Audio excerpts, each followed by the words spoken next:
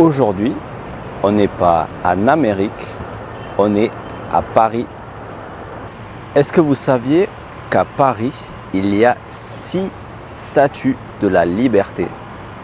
Et aujourd'hui, on va se promener dans Paris et essayer de trouver toutes les statues de la liberté. Et en même temps, on va visiter la ville. Mais avant ça, regardez derrière moi. Wow. La Tour Eiffel. La France a offert la statue de la liberté aux États-Unis en 1896. Elle symbolise l'amitié entre les deux pays et elle célèbre l'indépendance américaine. Ensuite, les États-Unis ont offert cette statue à la France. Et cette statue est située sur une île. On va traverser cette île.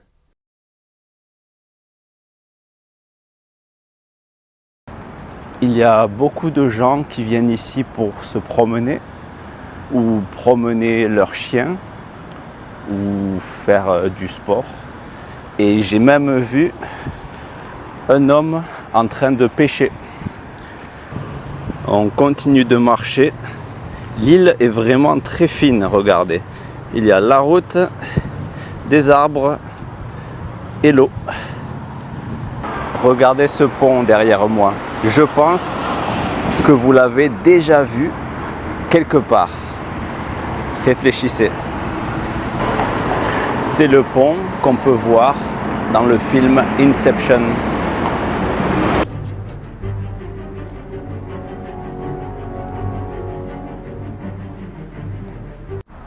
La dernière fois que je suis venu à Paris, je suis venu voir ce pont. Mais malheureusement, il pleuvait.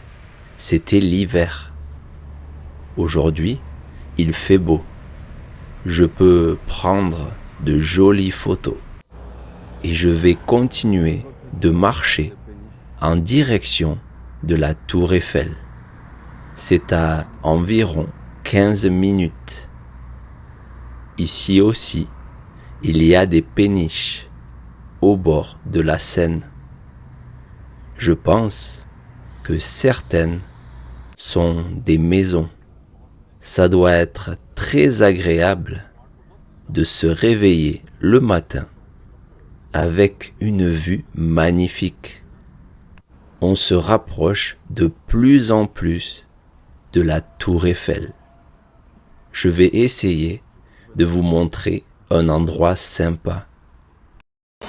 Et je crois qu'il y a un stade juste à côté de la Tour Eiffel.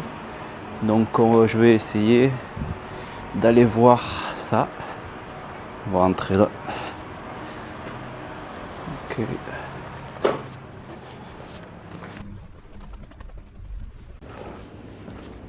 Des couloirs. Je sais pas où je vais. Stade. Hop, stade. Bonjour. Bonjour. Vous travaillez ici? Non, je vais au stade. Pourquoi faire? Je fais des vlogs. Ah non, mais désolé, c'est fermé.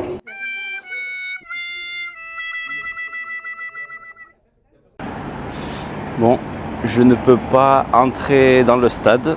C'est interdit. Et c'est dommage parce que il est très beau et il est juste à côté de la Tour Eiffel.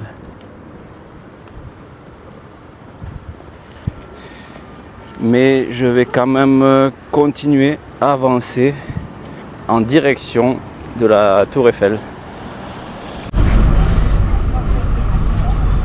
Regardez, ils ont mis les anneaux olympiques sur la Tour Eiffel. C'est superbe. Et il est tôt le matin, mais il y a déjà des scammers, des arnaqueurs.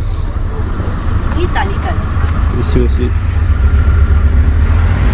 Donc j'ai dit scammer, mais en français on appelle ça un arnaqueur. Et ce sont ces filles qui portent une pétition qui vous demande de signer et de donner de l'argent. Et j'en ai déjà vu 3 juste à côté. Donc faites attention. Et il y a une de ces 3 filles qui est venue vers moi et elle m'a parlé en anglais. Elle m'a dit Do you speak English? Et j'ai dit No, I know this scam, so don't do this to me. Et elle est partie. Et ce qui est vraiment incroyable, c'est que ces filles ont vraiment confiance en elles. On dirait qu'elles font de la vente, comme si elles travaillaient. Elles ont l'air très professionnelles. C'est incroyable. Incroyable que la police de Paris laisse ça. Et on va se promener dans les rues derrière la Tour Eiffel pour essayer de trouver de jolis endroits pour faire des photos, des jolies vues sur la Tour Eiffel. Et là, je crois que j'ai trouvé une première rue assez sympa. Je vais vous montrer.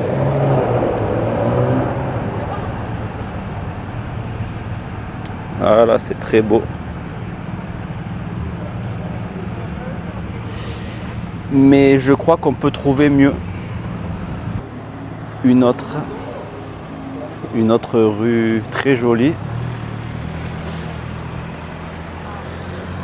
Et maintenant, on va se diriger vers une rue très sympa, très jolie, une rue commerçante. Il n'y aura pas la vue sur la Tour Eiffel, mais c'est un endroit très intéressant. C'est parti. Voilà, on arrive dans la rue Claire et on va visiter, on va voir. Et je pense qu'avec mon micro, certaines personnes pensent que je suis policier parce que ce matin, il y avait un homme avec un camion.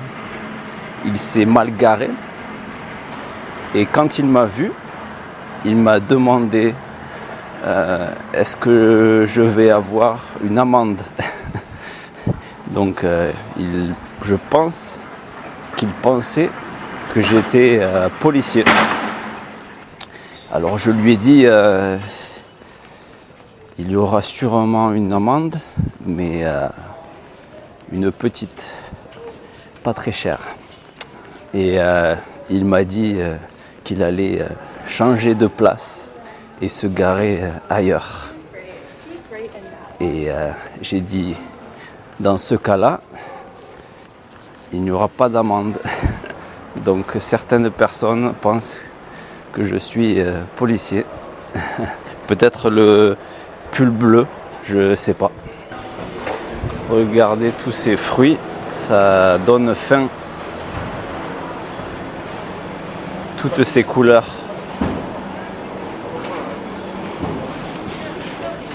Ça, c'est des mûres, c'est très bon. Elles sont très grosses.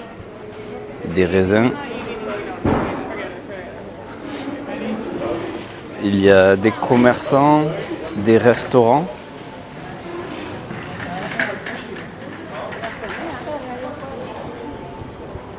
Ici, c'est un fromager. Ils vendent donc du fromage à l'intérieur.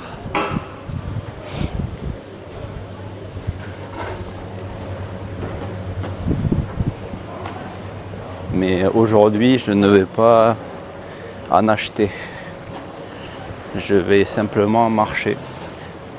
Ici, c'est des fleurs.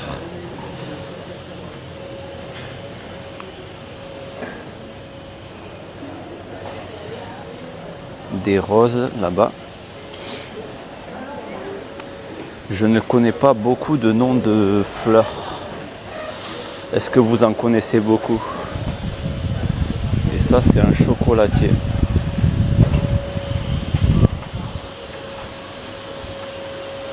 Chocolatier et glacier. Donc ils vendent du chocolat et des glaces. Ça, c'est un apiculteur. Ils vendent du miel. C'est marrant.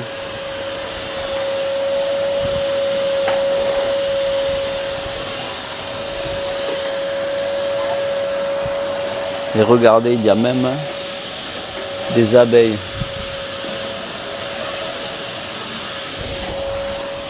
Elles adorent le miel.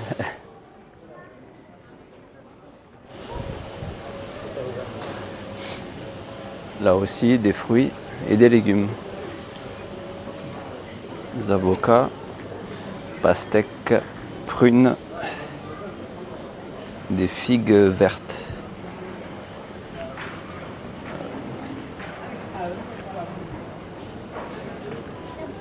Je commence à avoir faim, très faim.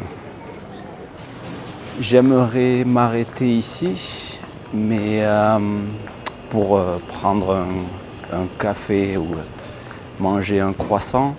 Mais d'abord, on va aller au musée d'Orsay pour voir une statue de la liberté, car c'est la mission d'aujourd'hui. Voir toutes les statues de la liberté à Paris. Maintenant, on arrive au musée d'Orsay. On va essayer de trouver la deuxième statue. J'ai payé l'entrée 14 €. Et je crois que j'ai trouvé la statue de la liberté. Elle est juste à côté. Hop. Regardez.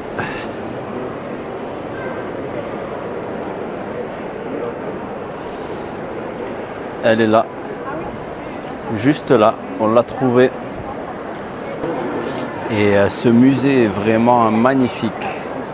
C'est superbe. Regardez, là-haut, il y a un pont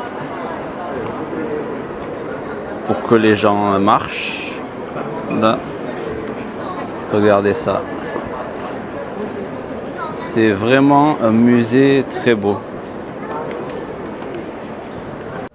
Et vous allez voir que ce musée est vraiment très intéressant. Un musée, c'est un endroit que beaucoup de personnes aiment visiter. Et il y a plein de raisons pour ça. Pour moi, les musées, c'est un peu comme des voyages dans le temps. On entre dans un musée et on se retrouve transporté dans une autre époque. On peut découvrir des œuvres d'art qui ont des centaines d'années, des objets anciens, des sculptures, des peintures. Chaque pièce raconte une histoire. C'est comme si on pouvait s'approcher du passé, vivre à une autre époque. Les musées nous aident à mieux comprendre le passé. On découvre des cultures différentes et on apprend à voir le monde différemment. Les musées nous aident à faire le lien entre le passé et le présent. On apprend à mieux comprendre le monde d'aujourd'hui. Les musées nous offrent un moment de calme, un endroit où on peut s'arrêter, prendre son temps et réfléchir, loin du stress de la vie. Parfois, on est surpris par la beauté de ce qu'on voit. les détails d'une peinture, la précision d'une sculpture. On oublie nos soucis. C'est un peu comme voyager sans vraiment partir. Avec l'art, l'histoire ou la science, les musées nous emmènent dans des mondes différents. C'est une expérience vraiment apaisante. À chaque visite, on apprend quelque chose de nouveau. Même si on a déjà visité un musée plusieurs fois, il y a des détails qu'on n'avait pas remarqués. Regardez cette horloge en verre. Elle est vraiment unique. Elle est très grande et très belle. On peut voir la ville à travers. C'est un endroit superbe pour faire des photos. Aujourd'hui, c'est la première fois que je visite le musée d'Orsay. Et la dernière salle que je visite, c'est la salle des bals. Elle est vraiment très belle. On dirait un film. Les plafonds et les murs sont très bien décorés. Et vous, avez-vous un musée préféré? N'hésitez pas à me le dire dans les commentaires. Bon, le musée d'Orsay, c'est vraiment superbe. Je crois que c'est mon musée préféré. Il y a vraiment tout. Il faudrait 2 ou 3 jours pour tout voir. Et il est midi et il y a de plus en plus de monde à l'intérieur. Et c'était vraiment superbe. C'était magnifique. Donc si vous venez à Paris, n'oubliez pas de visiter le musée d'Orsay. Après cette visite, j'avais très faim et j'ai trouvé ce restaurant. J'ai commandé un confit de canard avec des légumes, des pommes de terre, des haricots. Et pour le dessert, je vous le dirai dans la deuxième partie de cette vidéo. À bientôt.